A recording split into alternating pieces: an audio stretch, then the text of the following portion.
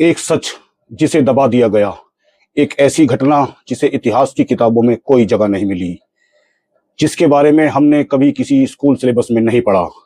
अगर मैं आपसे कहूं कि दुनिया की बड़ी समुद्री त्रासदी टाइटैनिक जिसमें 1500 लोग मारे गए थे, या एमवी डोना पाज जिसमें 4400 लोग मारे गए थे, नहीं है।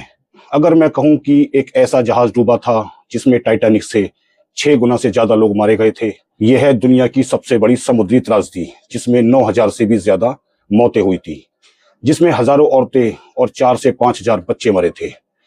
सिर्फ 70 मिनट में एक पूरे शहर की आबादी बर्फीले समंदर में समा गई थी। फिर भी इस कहानी को इतिहास के पन्नों में दबा दिया गया, इसे जानबूझकर भुला दिया गया। पर क्यों? क्योंकि ये कहानी विजेताओं की नहीं बल्कि हारने वालों की थी। आज हम पर्दा हटाएंगे इतिहास की सबसे बड़ी मौन त्रासदी विल्हेम गुस्टलोफ से। ये कहानी है एक खूबसूरत जहाज की जिसका नाम था विल्हेम गुस्टलोफ। इसे हिटलर के राज में वर्कर्स को छुट्टियां बिताने और दुनिया घुमाने के लिए बनाया गया था।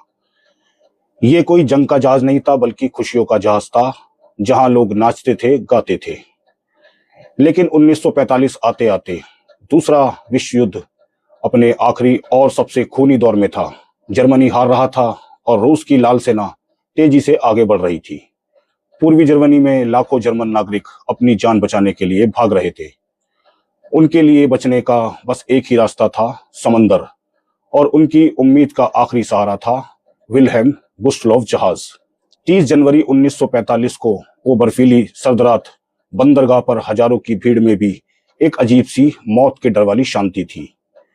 गोटेन हाफेन के बंदरगाह पर हजारों लोग थे। एक जहाज जिसे सिर्फ 1900 लोगों के लिए बनाया गया था, उस पर 10,000 से ज्यादा लोग सवार हो गए।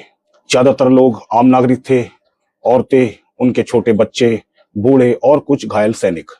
पर वो नहीं जानते थे कि समंदर की गहराइयों में एक शिकारी उनका इंतजार कर रहा था, और वो शिकारी था एक सोवियत पनडुब्बी S-13, और इस पनडुब्बी के पास था एक घातक हथियार, टॉर्पीडो।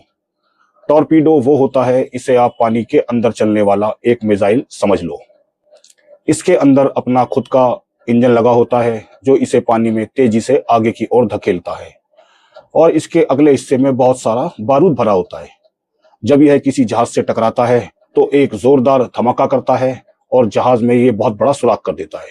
और यही हथियार लेकर सोवियत कैप्टन अलेक्जेंडर मरीनेस्को उस रात विल्हेम गुस्टलोफ का इंतजार कर रहा था। रात के करीब 9 बजे जब समंदर में घुप अंधेरा था, सिर्फ समंदर की लहरों का शोर था, उस पनडुब्बी ने हमला कर दिया। एक नहीं, दो नहीं, बल्कि 3-3 टॉर्पीडो जहाज से आकर टकराए। इसके बाद तो जहाज मानो नर्क बन गया। हर तरफ अंधेरा, चीखे और भगदड़। जहाज तेजी से एक तरफ झुकने लगा। इन्हीं चीखों के बीच एक 10 साल का बच्चा भी था जिसका नाम था होर्स्ट वाइट। इतिहासकार कैथरीन जे प्रिंस ने होर्स्ट वाइट से इंटरव्यू के बाद अपनी किताब डेथ इन द बाल्टिक में लिखा कि होस्ट के पास उनके चाचा का एक छोटा चाकू था। जब जहाज डूब रहा था और वे एक लाइफ बोट पर चढ़ने की कोशिश कर रहे थे तो लाइफ बोट की रस्सियां उलझ गई।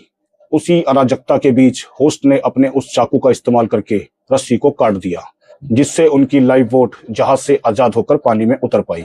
इसी कारण उनकी मां और उस लाइफ बोट पर मौजूद अन्य लोगों की जान बच पाई। होस्ट की तरह सिर्फ 1200 लोग ही जिंदा बच पाए, 9000 से ज्यादा लोग मारे गए। लेकिन अभी रुकिए, जब लोगों की संख्या का कोई आधिकारिक आंकड़ा नहीं था, अगर इतने कम लोग बचे तो ये आंकड़े, ये 5000 बच्चों की गिनती और 9000 लोगों की दर्दनाक मौत का पता कैसे चला? तो इसका श्रेय जाता है एक जिंदा बचे शख्स को, हेंज शियोन। उस समय हेंज शियोन सिर्फ 19 साल के थे और जहाज पर एक सहायक कर्मचारी के तौर पर काम कर रहे थे। उन्होंने उस तबाही को अपनी आंखों से देखा था और किसी तरह वो जिंदा बच पाए थे। इस हादसे ने उन पर इतना गहरा असर डाला कि उन्होंने अपनी पूरी जिंदगी इसकी सच्चाई को सामने लाने में लगा दी। उन्होंने दशकों तक दूसरे बचे हुए लोगों को ढूंढा, उनके इंटरव्यू लिए और जहाज पर सवार लोगों की असली गिनती 10,500 से भी ज्यादा का पता लगाया। अगर हेंज शियोन ना होते तो यह कहानी शायद हमेशा के लिए समंदर में ही दफन हो जाती। उन्हीं की वजह से हम ये सब जानते हैं। लेकिन रुकिए, सवाल अभी भी कायम है कि ये खबर इतिहास की किताबों का मुख्य पन्ना क्यों नहीं बनी?